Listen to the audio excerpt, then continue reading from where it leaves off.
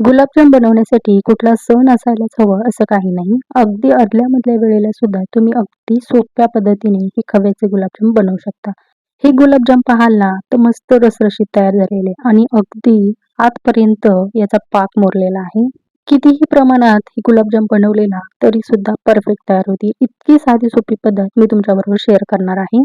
त्यामुळे व्हिडिओ अगदी शेवटपर्यंत पहा. व्हिडिओ आवडला तर लाईक करा आणि तुमचे सुद्धा गुलाबजाम असेच तयार होतील. तुमचं सगळ्यांचं वैशाली किचनमध्ये मनापासून खूप खूप स्वागत. गुलाबजाम बनवण्यापूर्वी आपल्याला गुलाबजामचा सुरुवातीला पाक बनवून घ्यायचा आहे. त्यासाठी एका पातेल्यामध्ये 2.25 वाट्या इतकी आपण साखर घेणार आहोत. प्रमाण तुम्ही कोणत्याही एखाद्या भांड्याने मोजून घेऊ शकता. आता वाटीने प्रमाण जर समजत नसेल तर अर्ध्या किलोच्या गुलाबजामसाठी कमीत कमी 500 ते 600 ग्रॅम साखर आपल्याला वापरायची आहे. आता ज्या भांड्याने साखर मोजली त्याच भांड्याने तेवढ्याच प्रमाणात आपल्याला पाण्याचं प्रमाण घ्यायचं आहे. त्यानंतर या ठिकाणी मी 5-6 विलायची अशा ठेचून घेतलेल्या आहे. तुम्ही इथे विलायची पावडर वापरली तरी देखील चालणार आहे. गॅसची फ्लेम हाय टू मिडियम ठेवायची आणि ही पाण्यातील साखर आपल्याला विरघळून घ्यायची आहे. सतत ही पाण्यातील साखर आपल्याला हलवत राहायचं आहे म्हणजे ती तळाला बसत नाही आणि पाक सुद्धा आपला पटकन तयार होतो. पाक बनवत असताना शक्यतो गुलाबजामला हा पातळसरच पाक असतो. पण बरेच वेळा आपण लाडूला घट्टसर पाक बनवतो तर त्या पद्धतीचा पाक या ठिकाणी आपल्याला अजिबात बनवायचा नाही. आता या ठिकाणी पाण्याला छान खळखळीत उकळी आलेले आहे. आता या ठिकाणी आपण पाक चेक करून बघणार आहोत. तर पाक चेक करण्यासाठी एखादी छोटीशी डिश किंवा प्लेट घ्यायची आणि त्यावर 2-3 थेंब या पाकाचे टाकून बघायचे.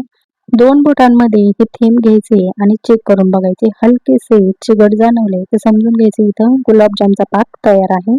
आता गुलाबजामचा पाक तयार झालेला आहे. आता या एका मोठ्या परातीमध्ये आपण खवा घेतलेला आहे. हा वजनी प्रमाण म्हणाल तर अर्धा किलो आहे आणि वाटीने मोजलं तर 2 वाट्या आहे. घेतलेला खवा हा रेडीमेडच आहे त्यामुळे बरेच वेळा खव्यामध्ये बारीक सारीक गाठी असतात. त्या तुम्ही किसणीच्या साहाय्याने सुद्धा किसून घेऊ शकता किंवा अशा पद्धतीने हा खवा आपल्याला मोकळा करून घ्यायचा आहे.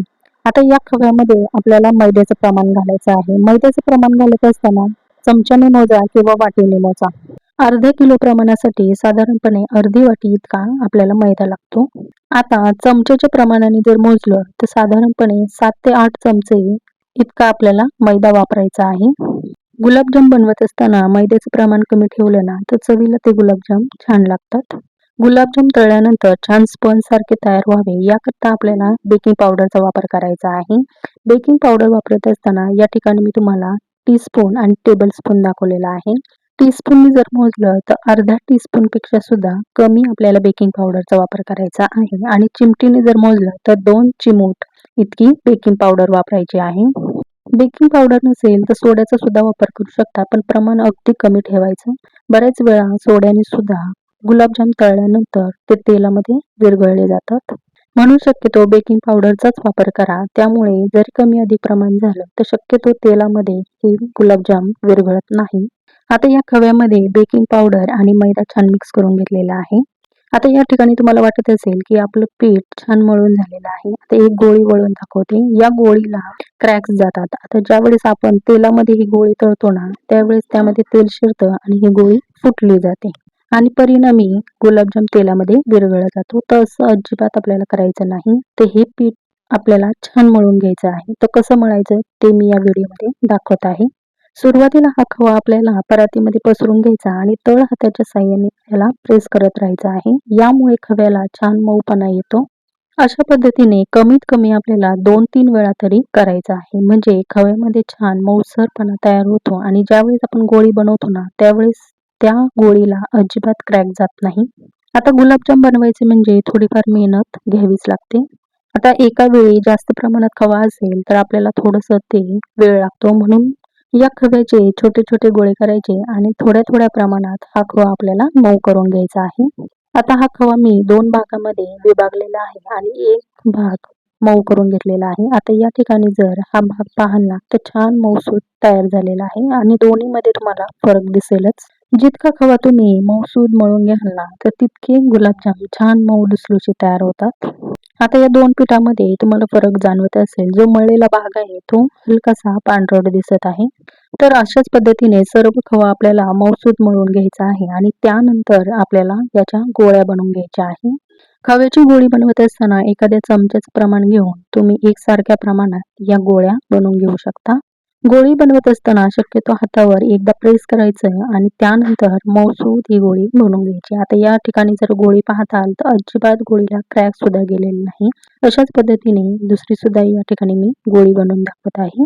आता तुम्हाला ज्या साईजचे गुलाबजाम हवे आहेत त्या पद्धतीचे या ठिकाणी गोळ्या बनवून घ्यायच्या. गुलाबजाम तळल्यानंतर मात्र तो दुप्पट फुलला जातो, म्हणून मध्यम स्वरूपाचे गुलाबजाम बनवून घ्यायचे.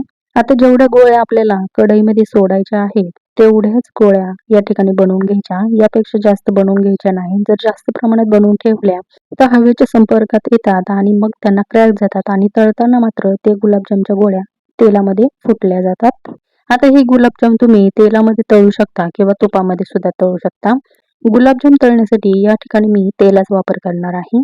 हलकंसं मध्यम स्वरूपाचं तेल गरम झालं की त्यामध्ये छोटीशी पिठाची गोळी टाकून बघायची. हलकेसे बुडबुड आले की त्यानंतरच आपल्याला यामध्ये गुलाबजामच्या गोळ्या टाकून घ्यायच्या आहे. तळण्यासाठी जेवढे गुलाबजाम तेलामध्ये बसतील तेवढ्याच प्रमाणात गुलाबजाम तेलात सोडायचे आहे. त्यानंतर चमच्याच्या साहाय्याने हे तेल आपल्याला हलकंसं हलवायचं आहे. चमच्याच्या साहाय्याने तेल हलवलं ना की हे गुलाबजाम तळाला जाऊन बसत नाही आणि मग करपत नाही.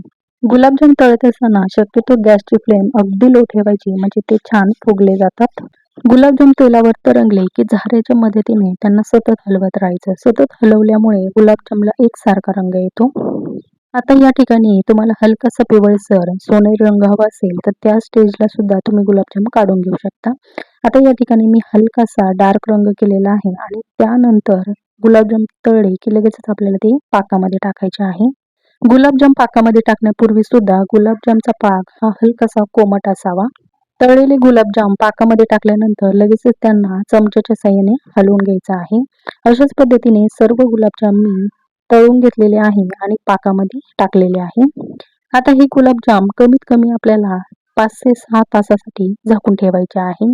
म्हणजे गरम पाकामध्ये हे गुलाबजाम छान मुरले जातात. आता या ठिकाणी 5 ते 6 तासानंतर मी तुम्हाला गुलाबजाम दाखवत आहे. मस्त छान रसरशीत तयार झालेले आहे.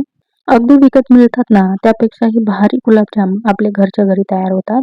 आता या ठिकाणी गुलाबजामचा रंग पाहताल तर मस्त रंग सुद्धा आलेला आहे आणि मस्त रसरशीत हे गुलाबजाम तयार झालेले आहे. इथे बनवलेले सगळे गुलाबजाम एकसारख्या रंगावर तयार झालेले आहे आणि मस्त स्पंज सारखे. आता या ठिकाणी एक गुलाबजाम मी तुम्हाला कापून दाखवते. गुलाबजामचा जो आतील भाग आहे ना तो सुद्धा खूप छान रसरशीत तयार झालेला आहे. अगदी आतपर्यंत पाक मुरलेला आहे. जरी तुम्हाला जास्त प्रमाणात खव्याचे गुलाबजाम बनवायचे असेल ना तरी सुद्धा अशा पद्धतीने बनवले ना तर मस्त रसरशीत तयार होतील. खव्याचे गुलाबजाम बनवत असताना या बारीक सारी गोष्टी लक्षात ठेवल्या ना अगदी कितीही प्रमाणात तुम्ही खव्याचे गुलाबजाम बनवले तरी सुद्धा परफेक्ट तयार होतील. चला, आजचा हा व्हिडिओ तुम्हाला कसा वाटला नक्की कमेंट करून सांगा. या व्हिडिओमध्ये बारीक सारीक सांगितलेल्या टिप्स त्याही कशा वाटल्या त्याही कमेंट करून सांगा. व्हिडिओ आवडला असेल तर नक्की लाईक करा आणि चॅनलवर नवीन असाल तर नक्की चॅनलला सबस्क्राईब करा. पुन्हा भेटूया अशी छानशी रेसिपी घेऊन. तोपर्यंत धन्यवाद.